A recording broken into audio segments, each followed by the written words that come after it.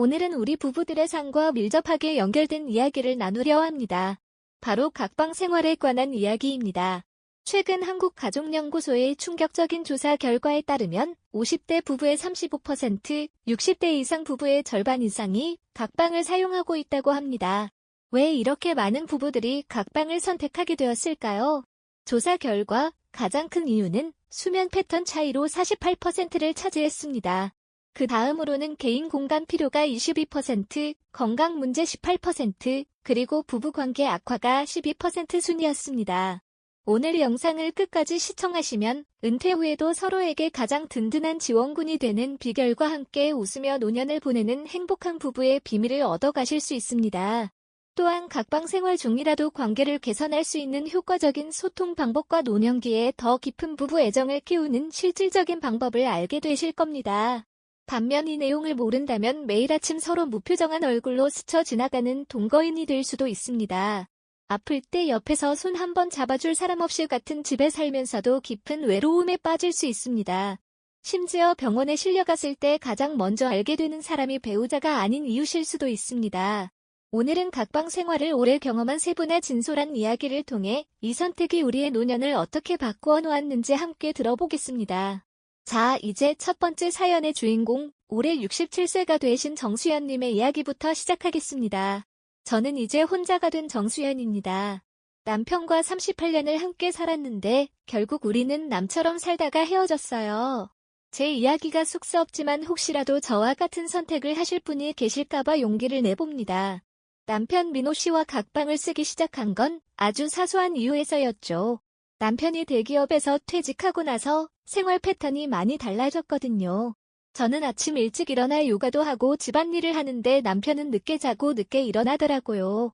밤에는 코골이에 뒤척임에 서로 자는 시간이 안 맞으니까 불만이 쌓이기 시작했죠. 처음에는 참 좋았어요. 제가 새벽에 일어나도 남편을 깨우지 않아도 되고 남편도 늦게까지 TV를 볼 수 있으니까요. 불필요한 다툼도 줄어들었고 각자의 공간이 생기니까 편하기도 했고요. 그런데 시간이 지날수록 뭔가 이상해지고 대화가 점점 줄어들었어요. 같이 저녁을 먹어도 밥 먹고 나면 각자 방으로 들어가기 바빴죠. 내일 얘기하지 뭐 하면서 미루다 보니 할 얘기가 점점 없어졌어요. 어느 날부터인가 남편이 집에 늦게 들어오는 날이 많아졌어요. 처음엔 퇴직하고 심심해서 친구들 만나나 보다 했는데 점점 늦어지더니 새벽에 들어오는 날도 있었죠. 수상하다 싶어서 확인해보니 남편에게 새로운 여자가 생겼더라고요. 가슴이 무너지는 것 같았어요. 그래도 혹시나 하는 마음에 대화를 시도했죠. 그런데 남편 말이 우리 이미 각 방 쓴 지 오래됐잖아, 자연스럽게 멀어진 거지라는 거예요. 그 말을 듣는 순간 온몸에 힘이 빠졌어요. 결국 우리는 이혼했습니다. 38년을 함께 산 남편과 이렇게 끝날 줄은 정말 몰랐어요. 지금도 가끔 생각해요. 그때 내가 조금만 더 참고 같은 방을 썼더라면, 조금 더 대화를 나누려 노력했더라면 하는 생각이 자꾸 들어요. 요즘 들어 더 많이 후회가 되네요. 딸아이가 결혼을 하면서 엄마 아빠 같이 살았으면 좋았을 텐데 라는 말을 했거든요. 그 말을 듣는데 가슴이 너무 아팠어요. 우리가 헤어지면서 자식들한테 큰 상처를 줬더라고요. 지금은 동네 노인복지관에 다니면서 시간을 보내고 있어요. 거기서 만난 또래 여성분들 중에도 각 방 쓰는 분들이 꽤 있더라고요. 그분들에게 항상 말해요. 편하다고 각자 방에만 있지 말고 불편해도 같이 있는 시간을 만들라고요. 혹시 지금 각 방을 고민하시는 분이 계시다면 부부는 서로 불편한 게 있어도 같이 있어야 한다는 걸 꼭 기억해 주세요. 편하자고 시작한 각 방이 결국 평생의 후회가 될 수 있다는 걸 제 이야기를 통해 한 번쯤 생각해 주셨으면 좋겠어요. 지금 생각해보면 우리는 편안함을 선택했지만 결국 더 큰 불편함 아니 고통을 얻게 됐어요. 함께 웃고 울 수 있는 사람이 곁에 있다는 것. 그 소중함을 너무 늦게 깨달았습니다. 저는 윤재호라고 합니다. 젊었을 때는 제가 무척 고집이 셌어요. 대기업 중간관리자로 일하면서 매일 스트레스에 시달렸죠. 집에 돌아오면 아내 미숙이가 반갑게 맞아주었지만 일상을 물어보면 그저 귀찮기만 했어요. 나만의 시간이 필요하다. 휴식이 필요하다면서 결국 각 방을 쓰기 시작했죠. 처음에는 정말 좋았어요. 퇴근하고 들어와서 샤워하고 내 방에 들어가면 그곳이 제 왕국 같았거든요. TV만 껏 보고 컴퓨터도 하고 취미생활도 하고 아내가 가끔 문을 두드리며 이야기를 하려고 해도 나중에 하자 했죠. 그렇게 세월이 흘렀습니다. 어느 날 문득 보니 아내와 나눌 대화가 없어져 있더라고요. 주말에도 각자 방에서만 보내고 명절에도 형식적으로 앉아 있다가 끝나고 그래도 그때까지만 해도 그냥 이런 거겠지 하고 넘겼어요. 그러다 작년에 큰 병이 났어요. 갑자기 쓰러져서 심장 수술을 받게 됐는데 병원에 한 달 있으면서 처음으로 깨달았어요. 제가 얼마나 외롭고 쓸쓸한 사람이 됐는지를. 옆 병실 할아버지는 아내가 매일 밤낮으로 병간호를 하면서 손도 잡아주고 등도 쓰다듬어주고 걱정도 해주는데 저는 아내가 하루에 한 번 얼굴만 비추고 가더라고요. 그것도 마치 의무처럼. 그때 문득 생각했어요. 아, 내가 아내를 얼마나 멀리 밀어냈었나 병실 천장을 바라보며 우리의 지난 시간을 돌아보니 제가 얼마나 이기적으로 살았는지 깨달았어요. 퇴원하고 나서 저는 용기를 내어 아내한테 우리 이제 같이 자자고 있어요. 그랬더니 아내가 이제 와서 뭘 바꾸려고 하냐고 당신이 선택한 거잖아. 이제 와서 외롭다고 생각이 바뀌었다고 해서 내가 받아줄 수 있을 것 같아? 라고 하더군요. 지금도 매일 밤 천장을 보며 생각해요. 내가 그때 조금만 덜 이기적이었다면, 아내의 마음을 조금만 더 헤아렸더라면 지금쯤 우리는 손잡고 공원도 산책하고 저녁에 같이 누워서 하루 일과도 나누고 그렇게 살 수 있었을 텐데 혼자 있는 게 편하다고 생각했는데 나이 들고 나니 혼자가 너무 무서워요. 밤에 가슴이 아플 때도 악몽에 겁이 날 때도 새벽에 잠이 안 올 때도 옆에 아무도 없어요. 요즘은 아내가 친구들과 여행도 자주 가고 노인대학에서 새로운 취미도 배우고 있어요. 저는 그저 멀리서 바라볼 뿐이죠. 아내에게 다가가려 해도 이미 너무 늦었다는 느낌이 들어요. 이제 와서 후회해도 너무 늦었죠. 부부랑 같이 있어야 행복해지는 거더라고요. 서로 불편한 게 있어도 참아가면서 한 공간에서 살아야 그게 진정한 부부가 되는 길이었는데 저는 그걸 너무 늦게 알아버렸습니다. 젊은 부부들 아닌 나이 든 부부들도 마찬가지입니다. 편안함을 위해 각방을 선택하기 전에 그 선택이 가져올 먼 미래의 외로움도 한번 생각해 보셨으면 합니다. 저는 아직도 남편과 같이 살고 있는 송미란입니다. 같이 살고는 있지만 우리는 이제 그저 한 지붕 아래 사는 남일 뿐이에요. 남편 창석 씨와 각방을 쓰게 된 건 15년 전쯤이었어요. 남편이 코를 많이 골았거든요. 저는 원래 잠이 예민해서 밤새 뒤척이다가 결국 잠을 못 자니까 건강도 안 좋아지고 그래서 각방을 쓰기 시작했죠. 처음에는 정말 좋았어요. 잠도 잘 자고 피곤하지도 않고 아침에 일어나면 개운하니까 생활에도 활력이 생기더라고요. 남편도 제가 더 이상 잔소리를 안 하니까 좋아했죠. 그런데 시간이 지날수록 뭔가 이상해지는 걸 느꼈어요. 남편이 퇴직하고 나서는 더 심해졌고요. 아침에 일어나면 인사도 안 하고 그냥 각자 생활하는 게 일상이 됐어요. TV 봐도 말없이 보고 밥을 먹어도 말없이 먹고 어느 날은 제가 감기에 걸려서 며칠을 앓았는데도 남편이 한 번도 제 방에 들어와 보지 않더라고요. 괜찮냐는 말 한마디 없이 그때 충격을 받았어요. 아, 우리가 이렇게까지 남이 됐구나 하고요. 요즘은 가끔 옆집 김할머니가 부럽습니다. 할아버지랑 매일 아침 손잡고 공원 산책 다니시거든요. 벤치에 나란히 앉아서 드라마도 보시고 티격태격하면서도 서로 챙기시는 모습이 너무 보기 좋아요. 우리도 예전엔 그랬는데 지금은 같은 공간에 있어도 마음이 너무 멀어져 버렸어요. 남편 방에 들어가서 이야기를 나누고 싶어도 어색하고 퇴직하고 우울해 보이는 남편을 위로해주고 싶어도 왠지 거리감이 느껴져서 한 번은 용기를 내서 우리 다시 같이 자면 어떨까요? 라고 물어봤어요. 그랬더니 남편이 이제 와서 뭐하러 이대로가 편한데 라고 하더라고요. 그 말을 듣는데 가슴이 너무 아팠어요. 어제는 친구네 가족 모임에 다녀왔어요. 할머니 할아버지부터 손주들까지 모여서 짜장면 시켜 먹고 웃고 떠드는데 저희 집은 명절에도 그런 모습이 없어요. 남편은 어디 구석에 앉아서 핸드폰 보고 저는 혼자 부엌에서 일하고 가끔 생각해요.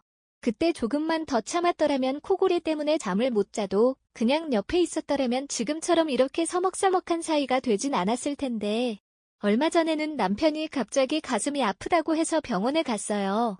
다행히 큰 문제는 아니었는데 의사 선생님이 보호자분께서 잘 살펴보셔야 합니다라고 하시더라고요. 그 말을 듣는데 눈물이 나려고 했어요. 우리가 어떻게 서로를 살펴볼 수 있을까 싶어서요. 지금 우리 부부는 겉으로 보면 멀쩡해 보여요. 이혼한 것도 아니고 큰 싸움을 하는 것도 아니니까요. 하지만 속을 들여다보면 우리는 서로에 대한 감정이 완전히 사라져버린 그저 동거인일 뿐이에요. 혹시 지금 각방을 쓰고 계신 분들 당장은 편할 수 있어요. 하지만 그 편안함이 결국 부부의 정을 다 말려갈 수 있다는 걸 꼭 기억해 주세요. 저처럼 후회할 때는 이미 너무 늦어 있을 테니까요. 이제 와서 생각해보니 불편함을 참는 것보다 외로움을 견디는 게 훨씬 더 힘든 일인 것 같아요. 여러분은 저희처럼 되지 않기를 진심으로 바랍니다. 지금까지 세 분의 사연을 통해 각방 생활이 어떤 결과를 가져올 수 있는지 들어보았습니다. 이제는 부부관계에서 물리적 거리와 정서적 거리가 얼마나 중요한지 자세히 이야기를 나눠보려고 합니다. 특히 각방 생활이 불륜으로 이어지는 경우에 대해 좀 더 깊이 있게 살펴보겠습니다. 제가 상담소에서 만난 수많은 사례 중에서 가장 대표적인 경우를 들려드리겠습니다. 최병국 씨는 10년간의 각방 생활 중에 직장 동료와 가까워졌습니다. 처음엔 그저 말동무였어요. 점심시간에 밥도 같이 먹고 퇴근길에 커피도 한 잔씩 하면서 서로의 고민을 나누는 사이였죠. 집에서는 아내와 대화도 없고 각자 방에서 지내니 누군가와 마음을 나누고 싶은 그런 감정이 자연스럽게 커져갔어요. 어느 날은 늦게까지 술을 마시다가 실수를 하게 됐어요. 그 후로 우리는 서로에 대한 감정을 숨길 수 없었죠. 최 씨는 이렇게 말했습니다. 최 씨의 사례는 특별한 경우가 아닙니다. 부부심리 상담사 김태영 박사는 이렇게 설명합니다. 물리적 거리는 정서적 거리로 이어집니다. 각방 생활이 단순히 수면, 패턴의 차이를 해결하는 것이 아니라 부부관계의 근간을 흔들 수 있어요.